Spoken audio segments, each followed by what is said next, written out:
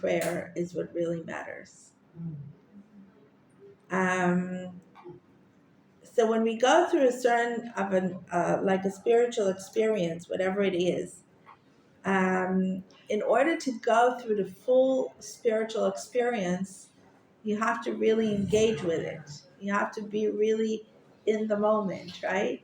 It's like, the expression, we're having a moment, right? But in order to have a moment, you have to prepare yourself for the moment, right? It's like you put on music, you light on candles, you talk to each other in a certain way, you maybe pour a glass of wine, right? You make certain preparations for a moment to happen.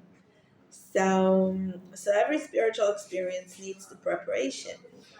Um, and the more you're doing the preparation with the prayer, with meditation, the more your experience, you can't say, like my prayer is not working. I'm not good with prayer. I'm not a good prayer person.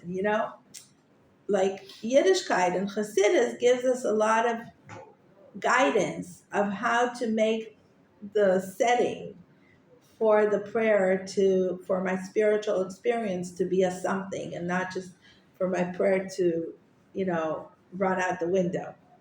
So, like the whole idea of basically sitting down, like for example, with our with our legs on the ground and our hands up to heaven, right? Which we learned from Moses. He took all his hands all the way up, right?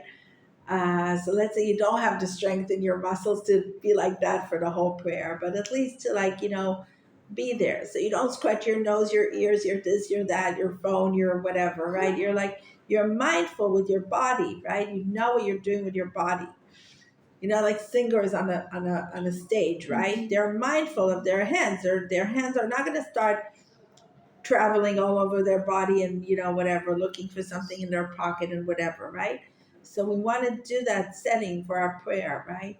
Then it says like open up a sitter or close your eyes. Those are the two ways to keep yourself mindful with the words. So either you already know the words very well by heart and it becomes more like a mantra, and you can actually engage in it in a way that every time it will be more meaningful, because um, it will have a new meaning. Every day will have a new meaning, or every time you say it, it will have a new meaning. Or if you're not very good with the words, then you are actually looking in the sitter and you're not spending your energy on remembering, did I forget something? Did I jump from one part to another? Did I say the word correctly? You're engaged in the book. So you don't, oh, I'm in the book 1 minute, 1 second, I'm looking if my food is not burning under whatever. The next minute, I'm looking for something else, right? Obviously I'm not talking when we have little children and whatever, we need to engage with our children, but we want to create the setting to create a spiritual experience. We can't expect a spiritual experience to come out of nowhere while we're trying to mix into that spiritual experience our cooking and our cleaning and our this and our that. So we want to be mindful of our body, mindful of our words, mindful of. Right. Yeah. So we create this physical setting by sitting in a certain way. And the other thing is, like, if they say if you don't close your eyes or look in the prayer book, then it's very important to pray in front of a window to see the sky. You want to see the sky. It's funny you say that because sometimes I do that when I want to like think of like abundant feelings of like Hashem really like opening up the heavens for me. I actually really do that. Like I look up and I'm like, wow, there's just like so much like there's so much out there for like there's so much good out there for me. I just like look up and I try to think that. Right. Right. So it's like, sometimes I catch myself, like in my clinic, I have like the ocean and I have the sky, right? And sometimes I see myself, my eyes wandering off to the ocean. Then I realize the ocean, as beautiful as it is, it takes me away from my spiritual essence. The sky, on the other hand, is a totally different story. Like, do this little practice with yourself. If you're like even looking at a bird, at a tree, at a flower, or at the sky, and just, run this little experiment with yourself. How does it make you feel? You'll see that when you're looking up to the sky, by the way, it's also biologically understandable because in hypnosis, what we're doing, we're basically going like this because we kind of want to look into the subconsciousness. It allows us to look up into, like, to have our lids go, not our lids, our eyes go back, basically, allows us to look into our subconsciousness. And it very much aligns with the idea of Judaism of looking up to the sky because the movement is basically almost the same. So it allows a connection between our consciousness and our subconsciousness. This is what hypnosis basically does also, which is the fastest way to healing. Now we know in our days. Wow. So when you do it with yourself, right, you can do a hypnotical session with someone, or you can do basically every prayer can allow you a little hypnotical kind of transformation through allowing the words not to just be mumbled off, but to actually look into my subconsciousness and see what that word is doing to my heart, to my soul, to my consciousness, and and how it connects to primal events of my life and of traumas and of pain, and how I want to heal from that, how everything that is happening in my life now is sort of a result of things in the past or the present. But the thing that's amazing is the way that we have the ability to, with Hashem's help, to heal ourselves. Right, right. But also when, for example, when I pray, I do many times like put the book here and just Also, close my eyes. also, I feel very connected. I also like that technique very much. Yeah. Yes. Yeah, there is something very strong in that also. Like when you close your Yeah. eyes, it just takes you to Right. another. Yeah. Right. So you can run all these experiments with yourself, what makes you, but notice it. That's like the bottom line. Like if you read Abu Lafia or this or that, on how they meditated and how they uh, you can, also read Reb Arya Kaplan's book. Anybody knows Reb Arya Kaplan's books? Yeah, on So, meditation. on meditation, Yeah. on meditation in the Tanakh, meditation in Kabbalah. So if you read all these books, also you'll find a lot of techniques there, but then run all these experiments with yourself. What really gives you a spiritual connection? What gives you a spiritual experience? You don't want to just go through the prayer without feeling anything. If you don't feel anything, it will become boring. You will despise it. You will disengage from it.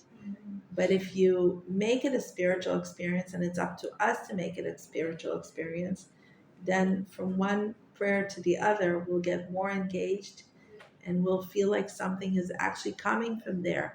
Not necessarily that our reality is changing, even though that too, Bezrat Hashem, but most importantly, that our psyche is changing, that we're healing inside, that we have more coping skills, which is the most important part of prayer.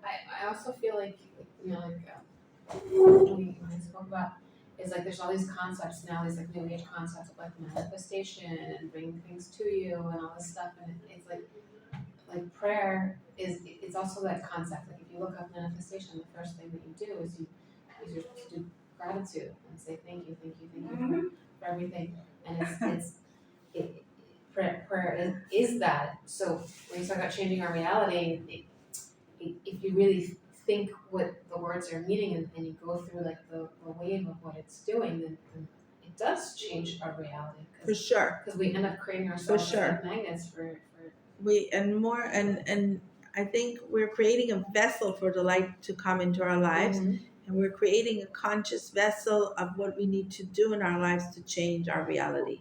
I also remember learning about like chassidut, like the idea of like chassidut, or it's like kind of creating the glass bottles so like the water can be filled. Like all of this like chesed and all these things can come in from all this light can come in from Shemayim, but like if we don't have the vessels to hold them, then we're not going to be right. Have it. So for those people for whom it's hard to understand the mystical concept of manifestation, you can take it on a completely practical level, on a realistic practical level, It's the idea that once I'm focused on something, it's so much easier for me to create a different reality than when I'm overwhelmed by a reality.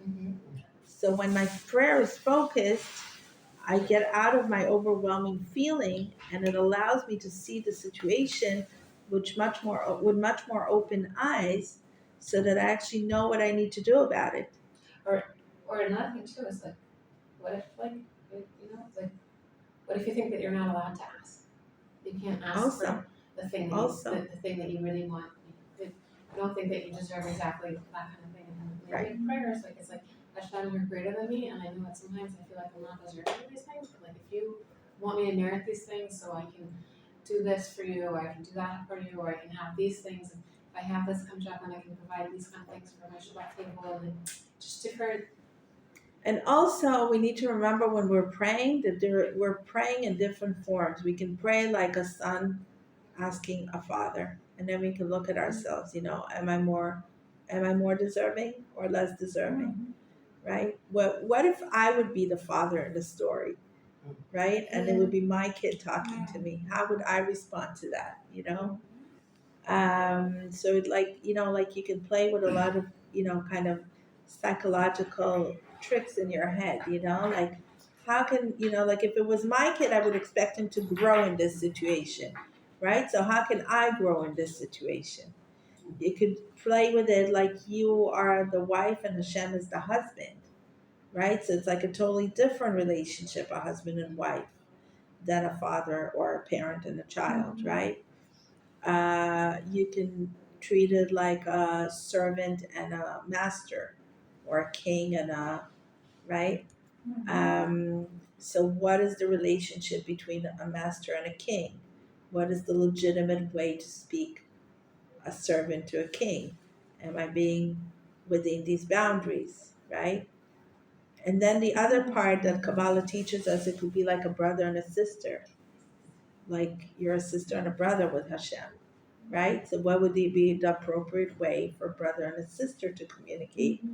So, see, like in every situation, you can play with these games in your brain to see, is this prayer now more like a brother and a sister? Is this prayer more like a husband or lovers? A husband and a wife? Is it more like parents? Is it more like masters and servants? Yeah, and then you're not like this. Rav Nachman talks about it, and others. Don't be like this hav. It says like, what's hav? Hav is give me, give me. You know, Yeah. like when your children come to you with give me, give me. You're Mhm. like there's a hierarchy, and there is a process in life, and there is we need to grow through situations in life, right? So don't be like that 5-year-old in front of Hashem. See how you prayer is not only, it's also, but it's not only. And we very much get stuck in that 5-year-old mode in front of Hashem, which doesn't allow us to grow, and which keeps us in our praying. For me, it's very hard to like pray just for asking stuff. I always feel very like some kind of narcissist that just talks to God just to give me something. I think it's more of a way of talking. Like God created us, and I think in our prayers, what we have to be is grateful for what we have and the way He's helping Right. us. More than just being like, "Oh, give me Right. this." Right. It's a way of Right. talking to Right. Him. So for me, Right. I feel bad for Right. That's why asking. every prayer begins with a gratefulness. Yeah. And it also says, Rav Nachman again talks a lot about the idea that whenever you're in pain, start with thinking about one thing of gratitude. Yeah. The minute you start thinking about one thing of gratitude and you come out of that victim mode, the whole conversation goes in a totally different way. Very true. Yeah. Like I said to you this morning, and God, I have eyes because when I was coming here on the bus, so I literally bumped into a blind woman. Um, she was with her stick, and I was trying to pay on the bus, and I just happened to say to this woman that was sitting across from us on the bus that thank God I have eyes to see. Right. Well, thank you, everyone. Thank you. Thank Thank you. You can move to the next door room for the Lashon Hara class. Yeah, I'm going. See you next week.